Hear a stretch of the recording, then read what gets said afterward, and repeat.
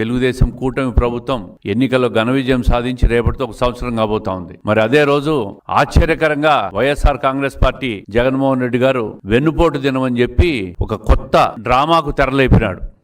ఎవరిని వెన్నుపోటు పొడిచారని చెప్పి నేను ఈ సందర్భంగా జగన్మోహన్ రెడ్డి గారిని అడుగుతా ఉండా. మీ తాత వైఎస్ రాజారెడ్డి గారు ఎవరి దగ్గర అయితే మంగంపేట మైన్స్ లో వెంకట నరసయ్య అనే వ్యక్తి దగ్గర పనిచేస్తున్నాడో ఆ వ్యక్తినే హత్య చేసి మంగంపేట మైన్స్ ను లాక్కున్నది వెన్నుపోటు కాదా అని అడుగుతా ఉండా. మరి కాంగ్రెస్ పార్టీ అంత పెద్ద పొజిషన్ ఇస్తే మీ తండ్రి గారు రాజశేఖర రెడ్డి గారు ఆ రోజు పివి నరసింహారావు మీద ప్రధానమంత్రి మీద చెప్పులు వేసిన విషయం వెన్నుపోటు కాదా అని అడుగుతా ఉండా. మరి ఈ మాజీ ముఖ్యమంత్రి గారు సొంత చెల్లెల ఆస్తులు లాక్కొని మరి చెల్లెలను నడి రోడ్డు మీద వదిలేసినట్టు వెన్నుపోటు కాదా అని అడుగుతా ఉండా. మీ చిన్నాన్న వైఎస్ వివేకానంద రెడ్డిని వెన్నుపోటు పొడిచి హత్య చేసిన హంతకులతో నువ్వు తిరుగుతూ సునీత మీ చెల్లెలను నడి రోడ్డు మీద వదిలేసినప్పుడు అది వెన్నుపోటు కాదా అని అడుగుతా ఉండా.